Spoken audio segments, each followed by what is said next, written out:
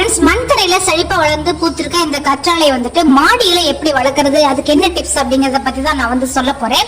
இந்த கற்றாழை செடி பொதுவா வறட்சியை தாங்கி வளரக்கூடிய செடி. இந்த செடியில இருந்து ஒரு 2 கண்கள் நான் எடுத்துக்கிட்டேன். எந்த மாதிரி மண் எடுத்துக்கணும் அப்படின்னு சொல்லி பாத்தீங்கன்னா, எந்த வகை மண்ணா வேணா இருக்கலாம். ஆனா நல்ல வடிகால் வசதி உள்ள மண்ணா இருக்கணும். அந்த மண் தொட்டி சன்லைட் முழுக்க முழுக்க இருக்கிற மாதிரி இடத்துல நம்ம வைக்கணும். அடுத்து பாத்தீங்க அப்படின்னா, இந்த கற்றாழையை நட்ட பிறகு தண்ணி நிறைய விடக்கூடாது. நான் சொட்டு நீர் பாசனம் போட்டிருக்கேன். ஏற்கனவே இந்த தொட்டில வேற ஒரு செடி இருந்ததுனால 2 டியூப் அந்த தொட்டிக்கு போயிட்டு இருக்கும். இப்ப அந்த கற்றாழை நட்ட பிறகு நான் ஒரே ஒரு டியூப் மட்டும் வச்சுக்கிறேன்.